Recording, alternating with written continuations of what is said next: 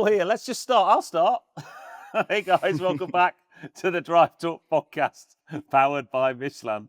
Here we are, sat round like waiting for the gun. I went on the B of Bang. Sounds like you're going to be cheating like our challenge later as well, from what you've said so far. No, I just may well have misunderstood the challenge just a little bit. That's pretty good form for me, to be fair.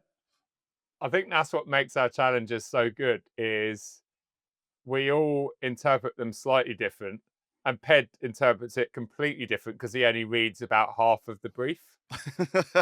That's not true. I've won quite a few of them recently. Thank you, Mr. Achilles. Just saying. You have actually, yeah, because you were dreadful to start with some of your. Yeah. Let's not go on about how dreadful I am for now. Let's wait till the end to see how badly I've done this challenge. So we have a challenge coming. Now, as Pat set the challenge, maybe you should tell everybody what the challenge is towards the second half of this podcast after we've done our updates. Sure. So I wanted us to all go away and investigate on the classifieds how to get the most horsepower for your money. So we all love fast cars and going as fast as possible, and a horsepower is a big part of that. So interestingly, with the electric market and the kind of IC, traditional engine market, there's a lot of cars you can now buy with a lot of horsepower for very cheap. Are they reliable? Would you want to buy one? I don't know, but we've all come up with a few options, and we're going to work out the cost per horsepower. The lower that number, the better. Quite literally, bang for your buck. There you go. Yeah. Or spark for your buck. Or spark. If we were in German, we could have spark for your mark. Ooh. Well, pre-Euro, obviously. Just a few years late for that one. But before we do that, everybody needs to know the latest in Amigate. Patrick, have you got your Ami back? I do have my Ami back. It arrived back Saturday. So I got back off holiday Friday. It's now Tuesday.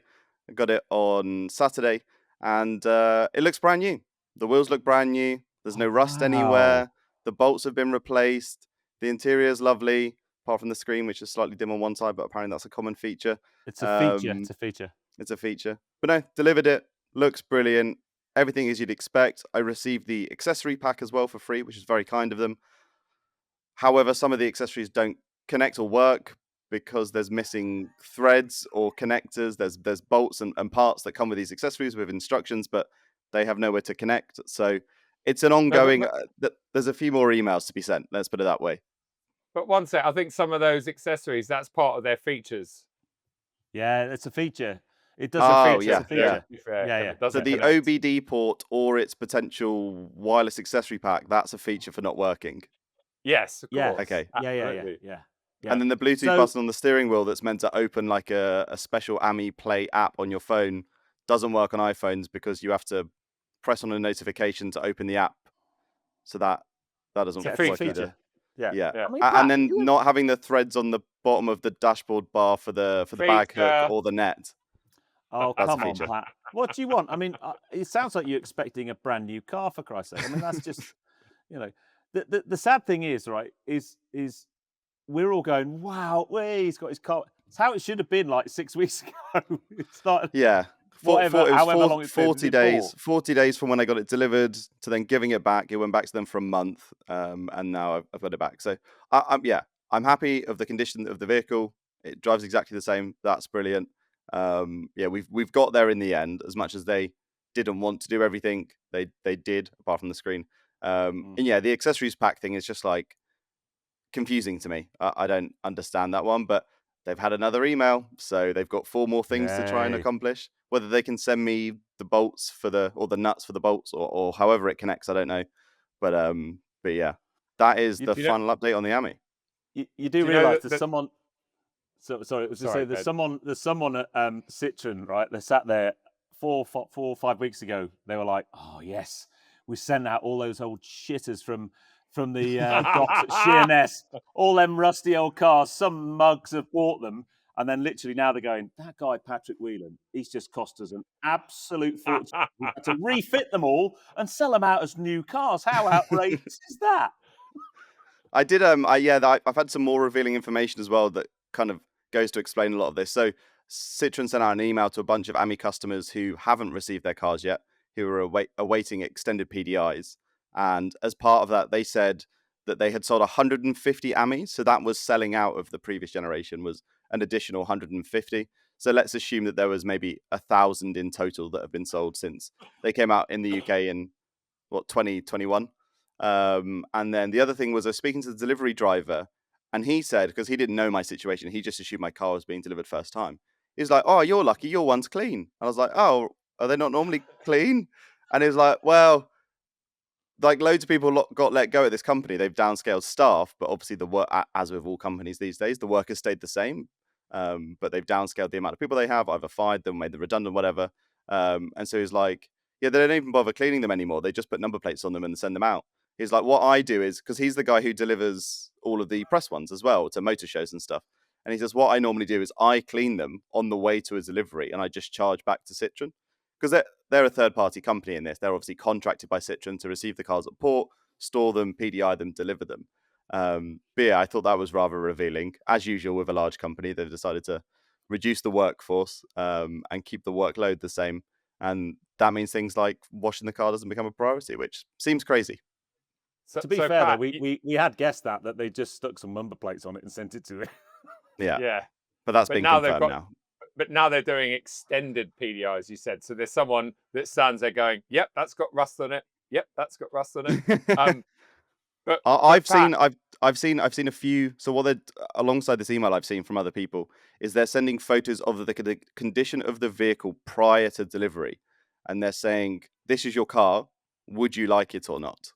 And that's the pictures I've seen, and I'll try and find one and put it up on screen now. It's not rust that they're showing as a big issue. It's the fact that it's like discolored bodywork, as in the blue plastic has discolored, and it's like it looks like it's been near like a fireplace or something, which is odd. So yeah, I don't think it's over for them yet. But so just for anyone that's outside the UK, every March and September we get a new registration in the UK, so you can basically tell how old a car is by its registration, unless it's got a private plate. We're in September now, so obviously yours is a 75 plate car, or oh no, that's right, it'd be 25 plate car. So you've finally got your brand new car in September, but yeah, it's actually on a 25 old. plate, but actually was built in 2022. Anyway, listen, jokes aside, I'm glad that you've got your new car. And also, part of what we're doing in this episode with the challenge, whilst I was trawling through Auto Trader and other online sites, I did notice that, as you've mentioned before, Pat, AMIs are holding their value well. And in fact, you can find like 2 or 3 year old ones for $5,000. Whether they're selling for that or not, I don't know. But like, there's one I saw that it said only 6,500 miles, and it's a 22 plate for $5,000, right? So, and you paid less than that for yours. I bought mine brand new for 4.5. 4.5. And then when I read that's a lot of miles for an AMI.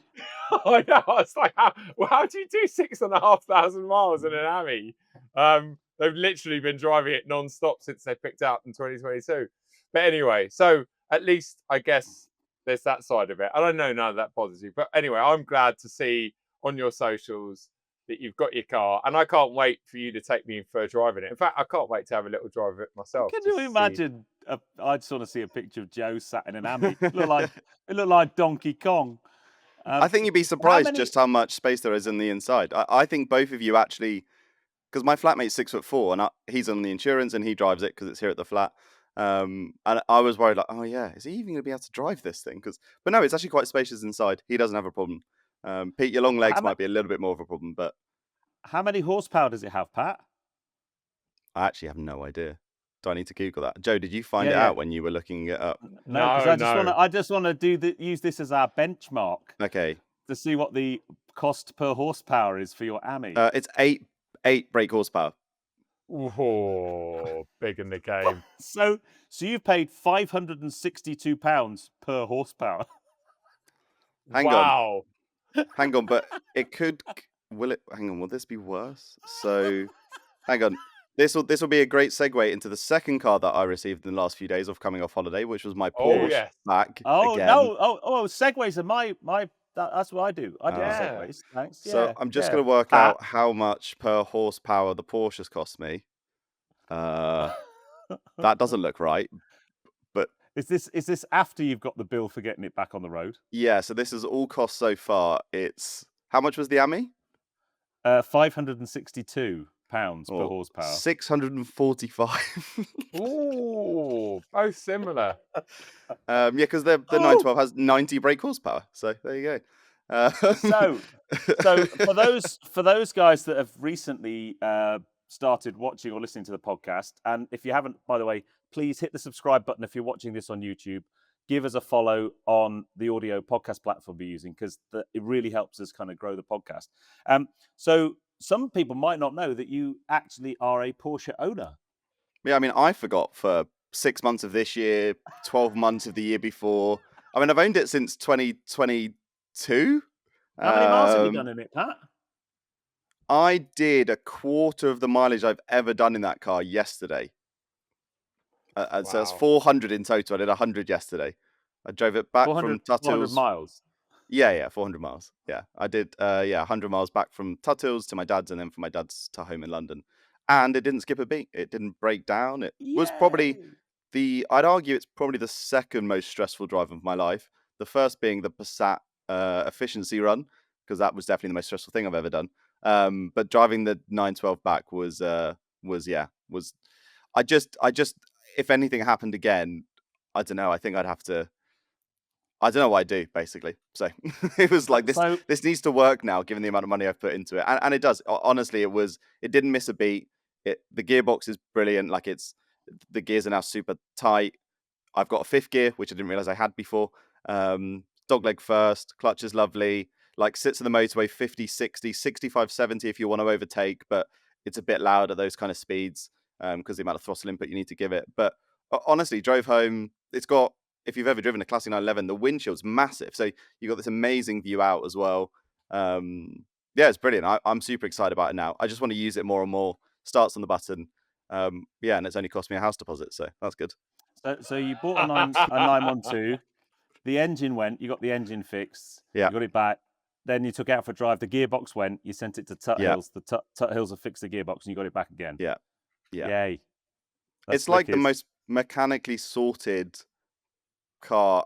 When I bought it, it worked, and the engine worked, and gearbox worked. And I did drive around a little bit. I did, 20, 30 miles tinkering around by my dad's house, and it was fine. It was, Then the engine blew up, then the gearbox. But my plan was to put the money I've spent in it into the bodywork and make it look nice, because it had a working engine and gearbox. I've now done the inverse. So I've now spent all the money I would have spent on the bodywork on making it mechanically sound, which means it looks like a car that shouldn't work, but it does. So I'm gonna. Can we just have some rough figures? What you bought it for, and what you spent on it? Rough figures.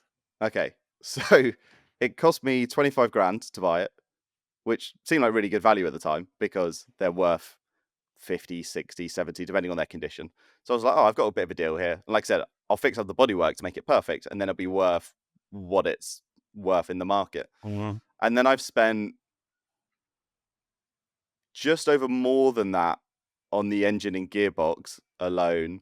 Plus I did the interior and all the other usual things of fixing, tinkering with cars, all that kind of stuff. So we've spent way more than it cost me on it at this point. And so you like 50, 60k in, something like that? Yeah, I could have bought a 981 GT4 in cash instead, which I think I might have got a bit more use out of in the last 3 years. But yeah, that's about where we are at the moment. But right now, this is if we were to do another challenge, which is like how much fun you can get out, how many miles you can get out for a price, right? My cost of ownership right now, my cost per mile is very high. But now that it's working, I'm going to use it a lot and enjoy it. And then that cost per mile will come down and down and down. 50 grand for 400 miles. That is quite a lot. I mean, that's like worse than a Taycan. I could have just could have bought a 296 or something instead and just burnt the money. But so for now, I'm just excited to be able to use it. Obviously, we're coming into like autumn, so that's not ideal. But until the roads are sorted and we've got dry days, I'll go out and use it. I'll put miles on it. just stretch legs, because the engine, again, is barely even run in. It's only done 300-400 miles, right? So that's not even really run in. Gearbox apparently doesn't need to be run in, but it's good to obviously use all the gears for the first 1,000 miles. Like, don't just sit on the motorway, make sure all the gears can get bedded in fine. But no, I'm still stressed about it, but it will get better over the next few weeks as I put more miles on it, and it does, fingers crossed, doesn't break down on me, and then I can have a bit more confidence in it and take it to places. Maybe I'll even get it to a track day. Who knows? Oh. Wow. I'll make sure I'm not behind you just in case there's a fluid spillage. Yeah. Yeah. If it goes well, it might be a different type of fluid spillage. Anyway, moving on. That's a segue and a half. Oh yeah. I'm on fire today. So the next one is what we've been up to. Now, we've all been really busy. I don't think, when was the last time we all got together? Would it have been Box and Gas?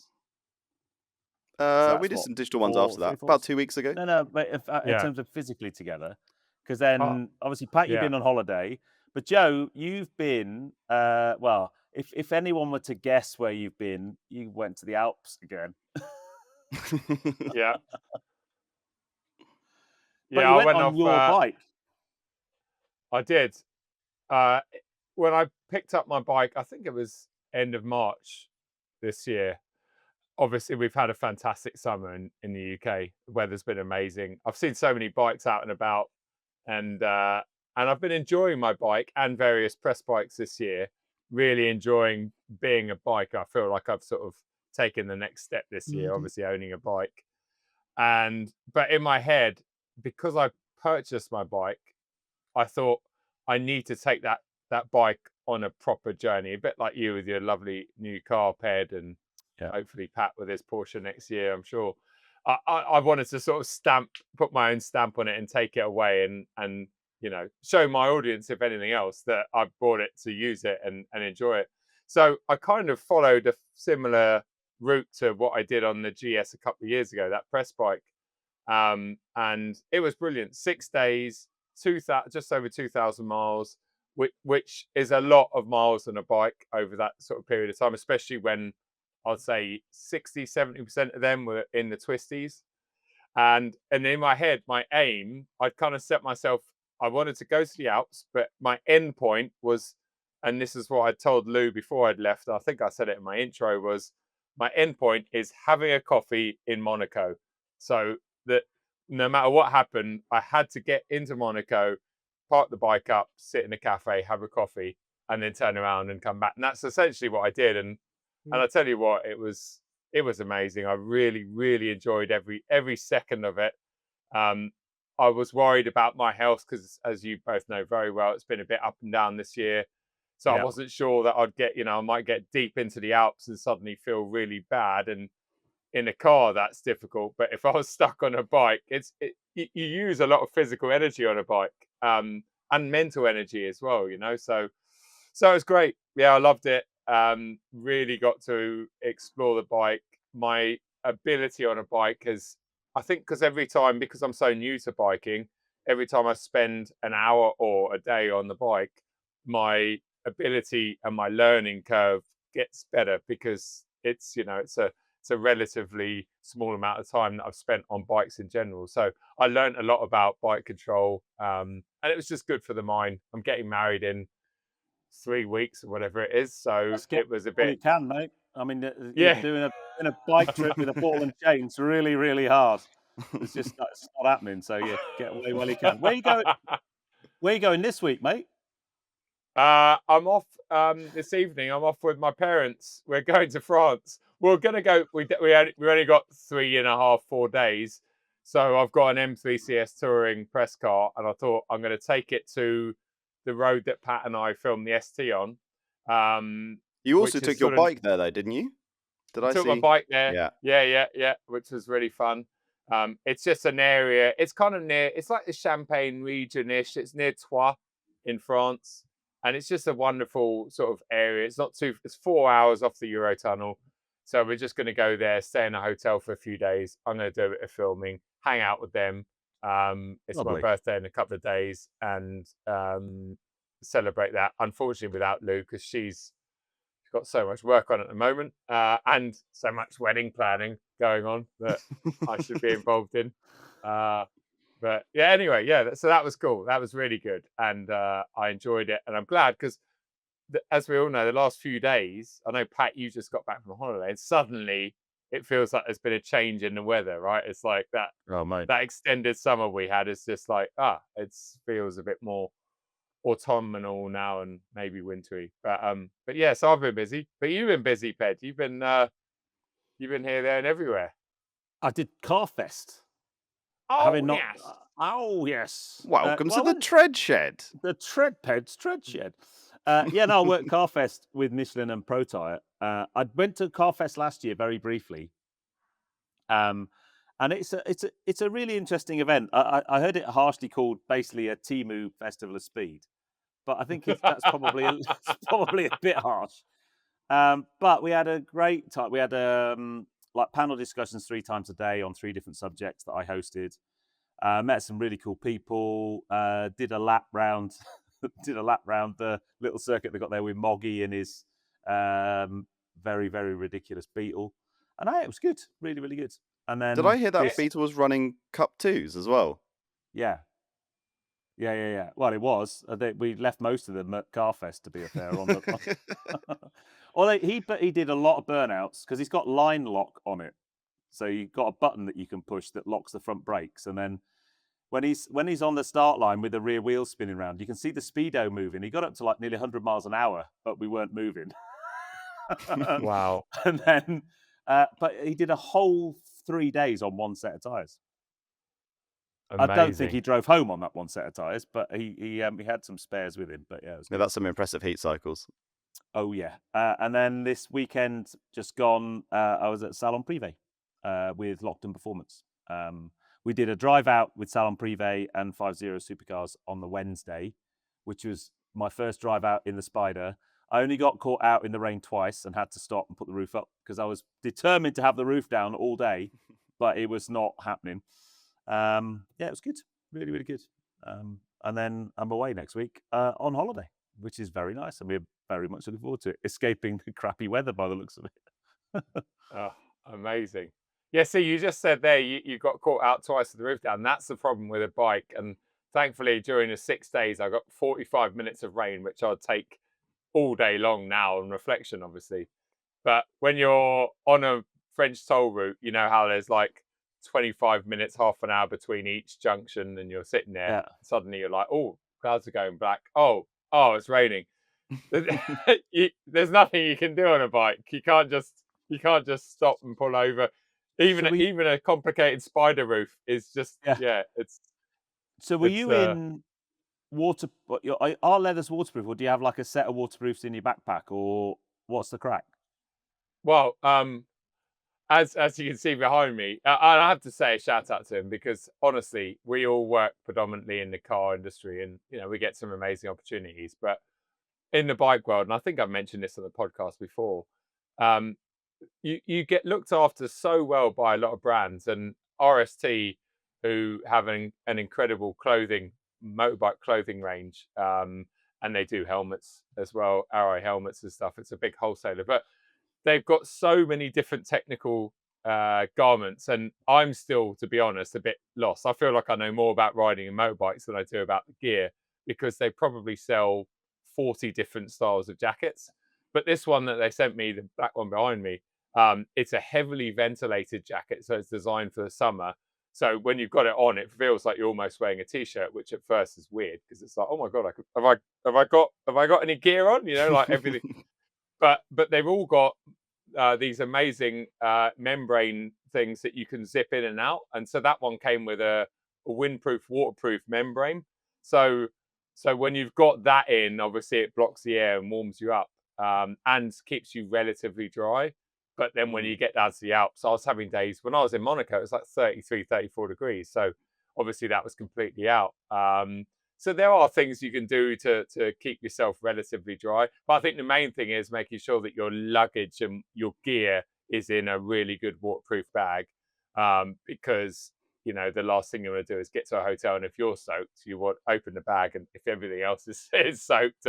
But that's all part of the attraction for me. Is like, you've had a couple of boxers. Well, that's probably a bad example because they're really good with luggage. But we've all had press cars that are limited, let's say, with luggage space. I mean, GT3 RS, for instance, when we went to Spa. But and you think, oh, you're stuffing in like bags of shoes in the cage, but you can get a lot of gear in there, relatively speaking. Whereas on a motorbike, if I'm trying to travel with I had a 30-litre bag in my tank bag, and you know me, I turn up to some of these Michelin events, and you guys take the piss out of me because I've got like 5 pairs of shoes. Yeah, yeah, exactly. How many did you manage to fit in the bike? Did you have them all like hanging off the handlebars and stuff? I had them around my neck, like the shoelaces, and then sort of hanging here like that.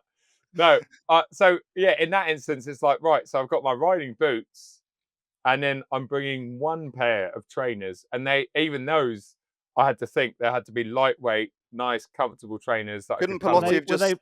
Pelotti could have just sent some down though to Monaco, couldn't they? And you could have collected them.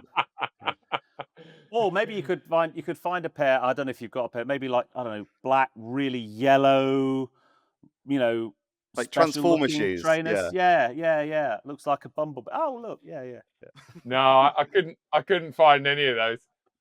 No, but it was quite a nice challenge. It's like almost like you've got that amount of space. What do you need? And basically, what can you not bring? Even down to things like the toothpaste. You'll end up bringing like small travel toothpaste that you sort of maybe bring on a plane, or small deodorants, and just to try and minimize everything. And I think there's something quite nice about that. And then when you get home, I was saying to Lou yesterday, I was unpacking that bag finally, and there was only maybe one t-shirt and a jumper that I didn't end up using. So I'd packed pretty well.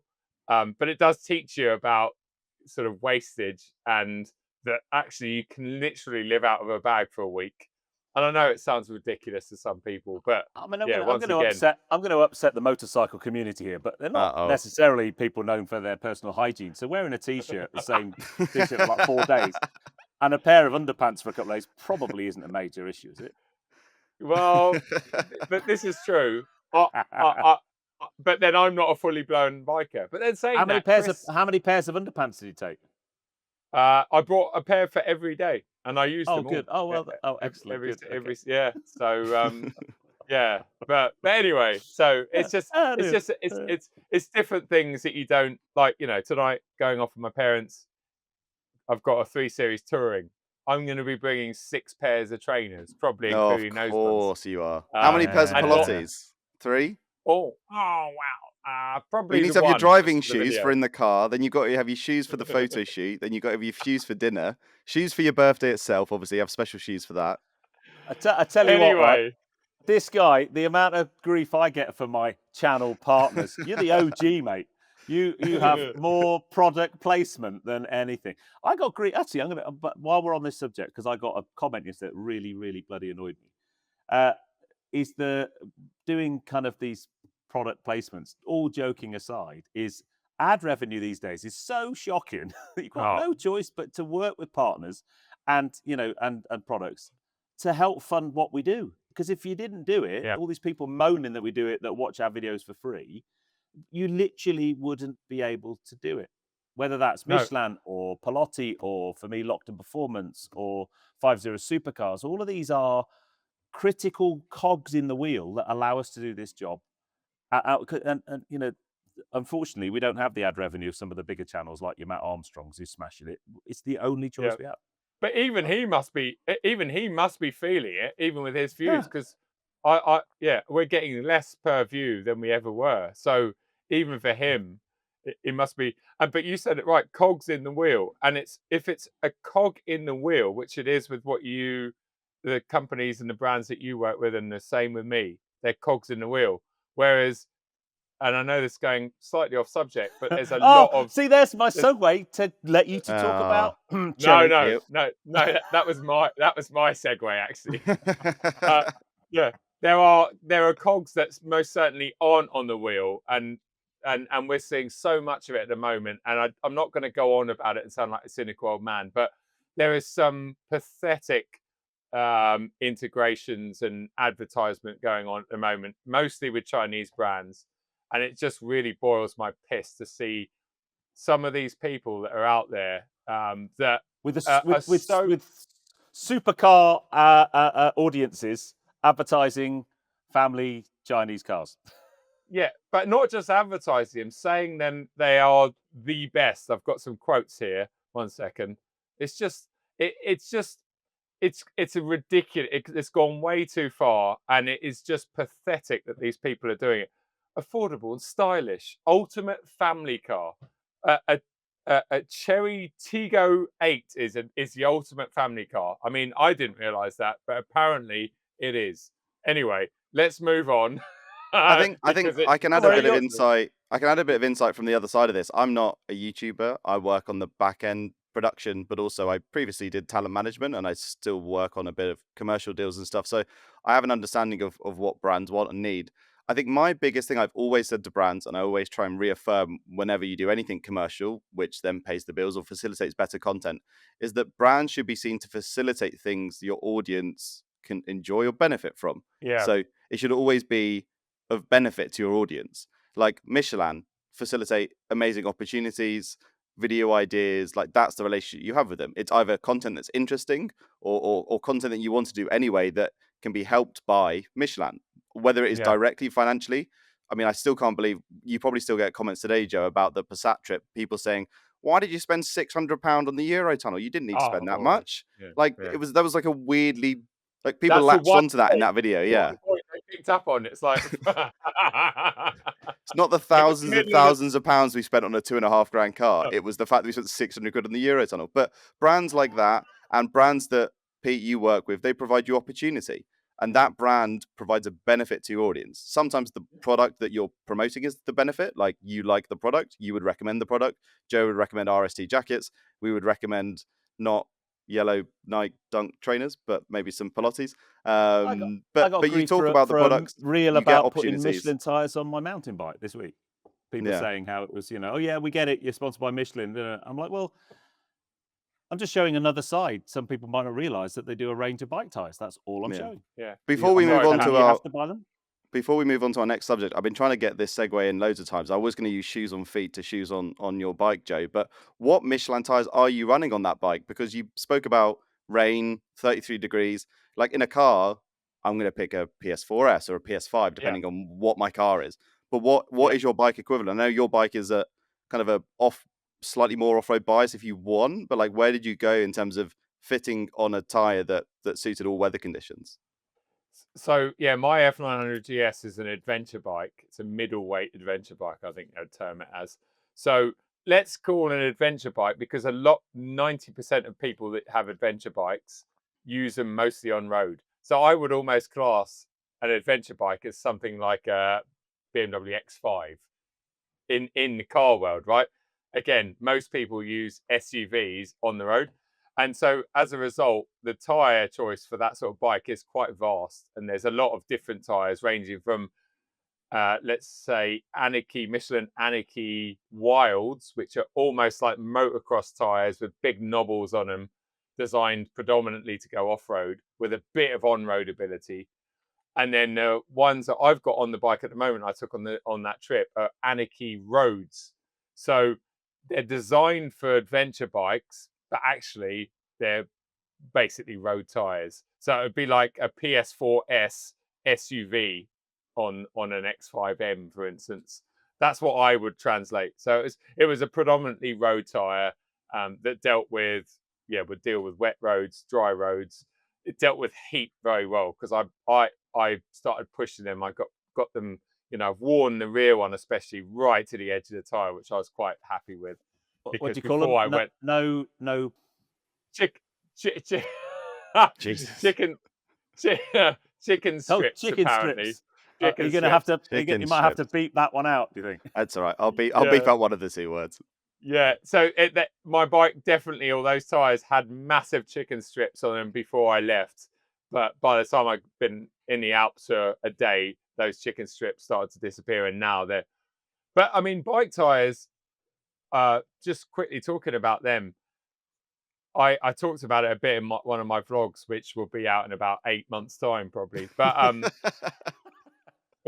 what we've talked about MotoGP tires, but in a way, a tire, a road bike tire, or any sort of bike tire, and it's the same, I guess, for bicycles as well. Is you got to think about like what the tire is designed to do. Because my bike, during a normal motorbike's life, it probably spends 95% of its life more or less upright, right? And so 95% of your tire wear is on that tiny bit in the center of the tire because the tire is upright. And so if you use a bike tire for years, what happens is the tire gets quite square because the middle of the tire wears out. And so, but then at the same time, that center patch of the tire has to deal with maximum acceleration, in some case over 200 horsepower on the sports bike, and maximum braking ability, which is amazing with these new braking systems. So you've got to make that center piece of tire wear so well, and I'm talking about a 20p coin contact patch that's got to wear extremely well, but yet provide braking and acceleration grip. And then when you get towards the edge of the tire, so the Anarchy roads are like a 2 compounds, so softer on the outside shoulders and then harder in the inside. The outside, I almost have a less respect or admiration because the outside, you're on it much less. You can make it a bit softer, give you the grip. But it's that centerpiece which does boggle my mind, because on a car tire, we're running mostly across the tread of the tire. So you've got that much of a contact patch, And I find that fascinating because we're not talking about small numbers on sports bikes. We're talking about 200 horsepower. So, yeah, I think the technology in a motorbike or bicycle tire is arguably almost more impressive than the stuff we find on our car tires, because you've got such a small space to produce all of that grip and longevity on. It's amazing. Anyway, there you go. That's probably enough tire talk in one podcast. Tire nerd. Tire nerd. Oh, you guys just talk about Michelin tires all the time. The thing is, right, though, I don't know, you guys would be exactly the same. When I was at CarFest, they had a couple of guys from Michelin there who were tire designers, right? And you get talking to them, and you very rapidly become a complete and utter tire geek because it's so interesting. Or at least I find it really interesting anyway. Dear. Should we do our challenge? Yeah, talking of needing good tires for lots of horsepower, we'd recommend Michelin's on all of these options. All right. They're getting worse and worse. I know, yeah. Talking of worse, Pete, you're going first. Go on. We're going to do an EV one or an ICE one first. Which one do you want to go for? Let's just kind of set the scene for everybody. We've each chosen or tried to find an internal combustion engine car and an EV that has the most horsepower per pound. Right. So, I looked. I'm just going to go for it. Right? No, Pat. I think Pat should start this though. I think I need to go last. Oh no, I would go last. All right, Pat, you go first. I'll go in the middle so you can take the mickey out. Do you want me to do petrol or electric? EV first. Let's do petrols first. Electric first. No, electric first, and then only because I've either been a complete genius with my with my combustion engine, or everyone else has thought the same thing. So if I could, I'd like to be last. Okay. Right. Okay. With combustion engine. Let's do electrics first then. Pat, okay, I'm going to post it into the chat. So here we go. This is my electric offering, and I shall explain why. Oh. So you've not picked the exact same one, have you? Yes. No, very nearly. Very nearly. Exactly the same one. 14 pounds, 39.9 pence per horsepower. That's correct, yes. Oh, you picked the same one, Joe? The exact same one? Exactly the same. Did you learn... So this is a Tesla Model S P85D dual motor. It's a 691 horsepower, yeah. Yeah, it's a 2015 car on a 65 plate. It's got 151,000 miles, so it's basically box fresh, and it's £9,950. Now, what I learned, because the first thing I did was like, well, I'll just go get a Ludicrous. I'll get a P100D Ludicrous, or I'll get a Model 3 Performance, whatever they're called. And then I very quickly learned that they don't actually have any more horsepower. They just deliver the power differently. And so buying a more expensive 100D Ludicrous or whatever doesn't actually get you more horsepower for the money. It gets you the same horsepower and it costs more. Yeah, a lot more. What? Yeah, I mean, it's. I mean, everyone knows where I stand with Tesla. They are, arguably, I guess, the best electric cars out because of the infrastructure and the value for money. But you can't argue with that, can you? Under 10 grand for something with 700 horsepower. I mean, it's just ridiculous. Joe, what did an M3 where do you get? do 0 to 60? Where do you get the 700 horsepower from? It's 691. If you go to spec and features, then go to performance, and then I cross-reference this with Google, it's 691 brake horsepower. See, I'm not sure it is. 900. It is, and 930 newton meters of torque. Because I've got a P90D. Oh. And my P90D is spec'd at 463 horsepower. No, it's not. It's the additional power comes when you do the total power output number is based off like a moment in time, not a consistent delivery of power. Oh, you're right in that sense. Bollocks then, yeah. Well, none of the cars actually provide horsepower numbers at all. But it does. For example, the P85D 2015. This is it actually. I've just looked at it here. Twin electric motors, 221 brake horsepower front, 670 brake horsepower rear, which makes 690. Yeah, yours is 762 horsepower, Ped. 762 and 1,000 newton meters. I don't think you can add them together. Anyway, we're picking at straws. Wow. I mean, if that's the case, then you don't just add the two. You just add the two horsepowers together. It doesn't work that way. Each of those motors is able to do those two things, but you don't say, 600 on the back and 200 on the front. That means I've got 800. But your P90D in ludicrous mode will produce 762 horsepower and up to 1,000 newton meters in ludicrous mode. So surely that's what we go off, and it's the same with the 85. It's 691 in ludicrous. I mean, see the bit, of course, that we're all missing, which is probably the most compelling reason to buy a Model S of that age, is you're getting that much horsepower for free. Because any Model S pre-2020, you get free supercharging. So you can charge it up for free. Although this one doesn't say that in the advert. But it doesn't. But you are right, aren't you? I am. That's ridiculous. Yeah. That is crazy. So you've got to contend with the fact that they'll have panel gaps. You know, there's a river between the panels, your ones, yours has done like, who was the last owner? Captain Kirk, 151,000 miles. Mine has done 81,000 miles.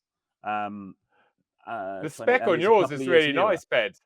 Yeah, I have to say. I didn't just go for touring. I didn't just go for raw. This is the caveat that I added. Yeah, could I just? Oh, here we go. I wanted it to be a car I'd actually want to buy as well. Not just. What tires is your car running, Pete? What tires is your car running? Oh, I don't know. Because mine's running Michelin Pilot Sport 4s. Oh, yeah. Oh, okay. Most Teslas do come on Michelins. I mean, it's about the only good thing about Teslas. This is on another tyre brand. In fact, I think it has multiple different tyres. Have you seen the driver's seat in my one, Joe? I've just seen the driver's seat in the one that we picked. I probably should have looked at that prior to picking. A bit manky. It's also got a wooden dashboard, which I've never seen before and shouldn't exist in a Tesla. You don't buy a modern car in a Tesla and have like a 1970s. All the crap in the boot. What's happening with the boot? I mean, the driver. Oh, mate, the interior of yours is terrible. It's bad. It is bad. Yeah, it's not great. The takeaway, I mean, it was a little bit predictable. So I have an extra one to throw in. Into the mix. Okay. But I don't. This is where I don't think it'll win the pure horsepower per pound challenge. But if you want a lot of horsepower for not a great deal of, for a decent amount of money, Is this electric? It is electric, yeah. Okay, go on. So let me fight its case. Here we go. So this car has around about 600 horsepower. I'm just going to change the rules slightly here. Yeah, I will do. 32 grand. Yeah, but 28,000 miles. It's from a Kia dealer. It's still in warranty, and it's 32 grand, and it's 600 horsepower. Jeez, that's I mean, that's a lot of car. Yeah, it's amazing value, isn't it? I mean, so don't take the mickey out. I mean, so 576 horsepower. You know. And you're not winning. You're not winning anything with that metric, though, Ped. But it's 2 years old. I know. No, if we're playing a different game, this would be a bit. It's half price. It's literally half price. Even my Tesla's like 10% of the value. Okay, here's the thing. Which one would you rather have? The Kia or that smashed up Elon mobile? But this is 3 and a bit times the price. But listen, I'm not taking anything away from it. I think that's amazing value. I mean, this is just where I've just been creative with the brief. That's all. I mean, as we all know, EVs do not depreciate quickly. No, not at all. That is, I mean, that's amazing value, isn't it? 30 grand, really is. But back to our Tesla. Car, yeah. Anyway, back to the game. If you want a cheap EV that goes really fast, buy an old not a Model 3 or a Y, buy a Model S because you get your free supercharger with it. Back to winning the game. I think we have to agree. Back to the winners. So I think we have to agree right now. There is no way to beat a Tesla Model S in terms of horsepower. If there is, if we've missed something, please let us know in the comments. Or message us on Instagram, because obviously there might be something that we're completely missing here. Yeah, I mean, obviously you don't. Let's not have a conversation around what happens when you get to a corner, or Oh, don't worry about that. Stop. That wasn't in the brief. People will think of you because you drive around in a Tesla. Yeah, there we go. Okay, right, now let's move on to the fact we all chose the same car is quite amusing. There was only one way to go for the electric. I was convinced someone was going to choose a Taycan, but they're still quite big money. We didn't choose the same car. We didn't, Ped. We'll just clear that up. Me and Patrick chose the same car. A Tesla Model S. You lost. You lost. Right, next. Just quickly talking about choosing another car. A Tesla Model 3 Performance is also a good shout. You can buy a much newer car. They're about 15 grand for a cheap one, and they have 460 brake horsepower. 460 500. So that's 300. That's 33 horsepower per pound. Or sorry, pounds. Yeah, per no, horsepower. I'm just saying, if you want a more reliable equivalent experience, you spend 5 grand more, you get a little bit less power, but the car's going to be a lot better. Or you can spend double again and get a Kia. Yep.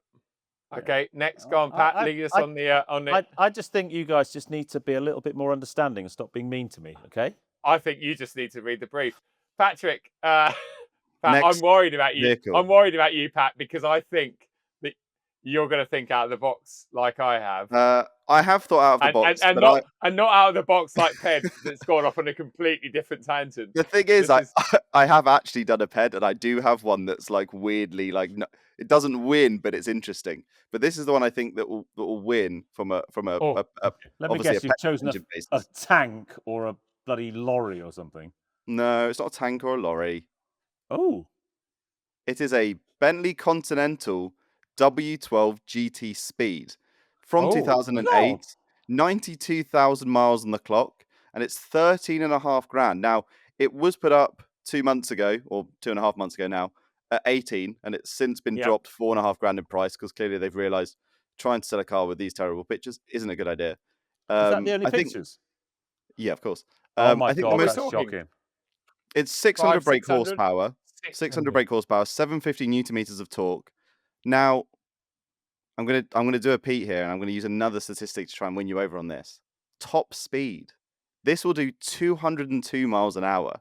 Don't care. Wasn't in the brief. 13.5 grand. I don't care. Yeah. So £22 per brake horsepower. You can have a Bentley. Okay. You can waft around in that, doing 10 mpg. No. Then you can go 0 to 60 in 4 seconds and do 200 miles an hour. Nobody cares. Pat, you were 22. 22. That's all we want to know is the figure. Okay, right. Okay, I can beat that. Really? Yeah, Oh no. I can beat that. I can't. I'm going to go next because Joe apparently he's won already because he's. There you go. Well, I've definitely destroyed Patrick in this one, but What? let's see. I can't believe Yeah. it. I have gone Italian. Oh no. So I have gone for a 2007 Maserati Coupe 4.2 for £7,489. Wow. You'd have to. How You'd much have to power be. can this thing have? Surely it has like 300 brake. No, it has 390 horsepower, which comes Whoa. out at £19 per Oh horsepower. no. I just went for the highest horsepower possible, then looked for the cheapest. You've done that's very clever of you. fair play. Yeah. Now, all I'd say is, and it's only done 85,000 miles. All I'd say is, I mean, Because the it's only spent most kind of the of time in a garage. yeah, the only kind of idiot that would buy this car is the kind of person Is who'd buy a you. Porsche 912 and hope it wouldn't blow up. No, I can see Isn't you in this, going to the tennis club, the paddle club. And the other good thing is, it's not the boomerang lights at the back; it's the one with the nice lights at the back. Oh, I wouldn't call Yeah. him nice. Oh, all right, okay. Compared with the boomerang ones, which I've never been a fan of. So there you Yeah, go. I mean this is quite impressive. I'll give you that. I didn't think like this. You've thought out of the box here. I just went for big horsepower. It's not impressive. You're both rubbish. Absolute rubbish. I'm going to Joe's bought a destroy you tank. both. I'm going to destroy you both in a different stratosphere. Firstly, should I give you I'll give you the figure before I show you the car. What, the Oh, pounds go on per then. horsepower? £2.17 per horsepower. Stop it. Oh, hang on, no, but you've just bought something really cheap, haven't you? Oh, 1 second. What? 1 second. What do you mean? Oh, come on. The game. Stop getting away from the game. He's bought a four horsepower car for £10. Yeah. You've done a Jeremy Clarkson here where you bought something for 150 quid that's got 90 horsepower or something. Let me just. It's bought a lorry or something. Stop it. No, because a lorry wouldn't work out that well. No. Oh shit! What have I done? Where am I? Zencaster. Oh, I bought a BMW. No. There we go. What is this? I can't. What? What? A Honda Civic, £300.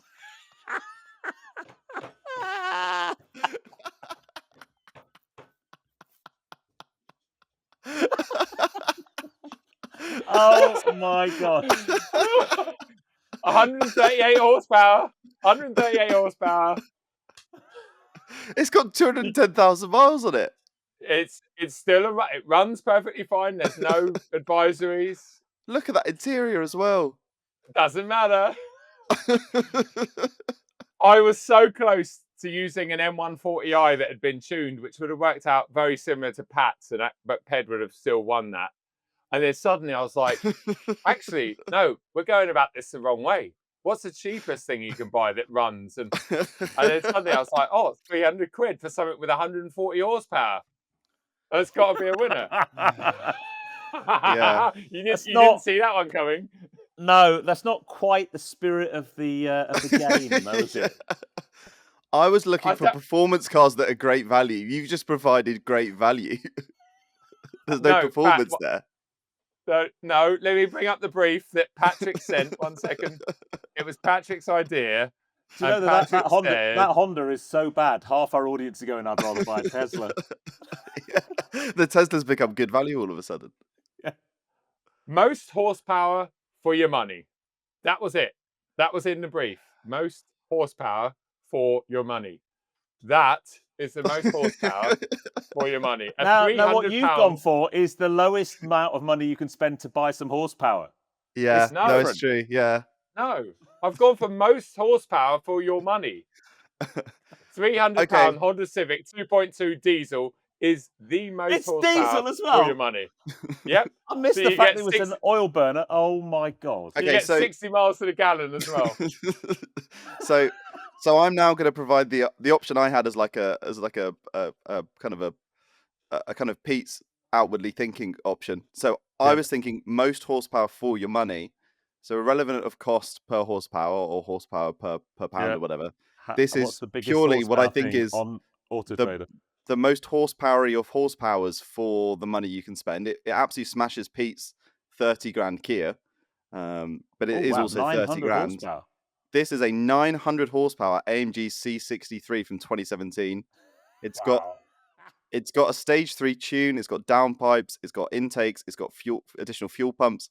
It's got lowering springs. It's got wheels. It's also running Michelin PS4 tires on the rear only, which is just read that. That's odd. It's got everything. Alcon Carbon big brake splitters. Joe Achilles' favorite thing to do. Carbon splitters and rear Wow, valance. it's a serious bit of kit though, isn't it? Like they've 430 grand. That's quite fast, I reckon. It is, but right, I'm turbos watching that and I'm looking at that and going, yeah, but who did all the work? Because it's probably some dodgy geezer. I'm not sure how.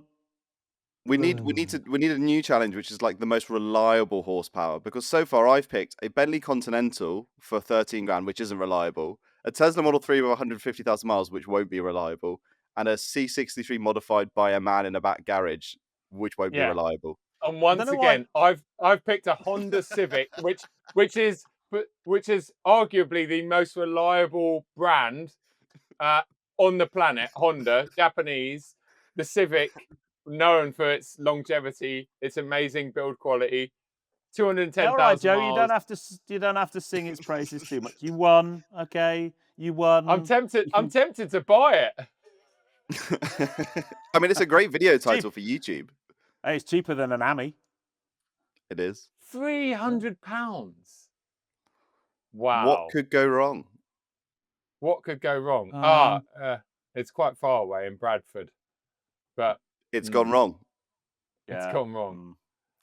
Anyway, well, there you go. Well, there you go. I know you guys are really jaded about this because you just can't deal with you can't deal with the fact that number one, I've absolutely blown you away with the ICE vehicles, and number two, it's a Honda Civic diesel that beat you. I know that must be quite hard to accept.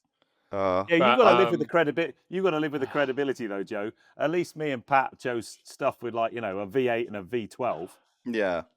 You got your clown. He's putting on your clown shoes on. Put your clown shoes on, mate. Yeah. Gonna put on my winning shoes. Your wedding shoes. A wedding. Oh, can I get away with that? No, if Lou's at home today, don't say that out loud. Yeah, you're getting a lot of trouble.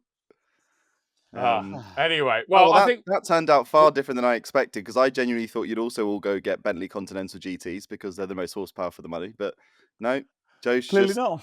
Joe's won on the technicality, and that's okay. Yeah. I've won. That's it. There's no technicalities. Anyway, if you enjoyed that one, guys, make sure to subscribe and tune in for more because we do these a lot. Look back at our back catalogue and you'll see ones that I won a lot. Big thanks to Michelin and go out and get yourself a £300 Honda Civic. Yeah, make sure you put Michelin's on it though, so you've got safe performance. Because God forbid you deploy all that 140 at once in it. You might get some wheel spin or something. You might lose control. Yeah. Or you could buy a Cherry because they're the best family car you can buy. Oh yes, they are the ultimate family car. Oh yeah. Right. All right. Goodbye. You can end it right at the end there.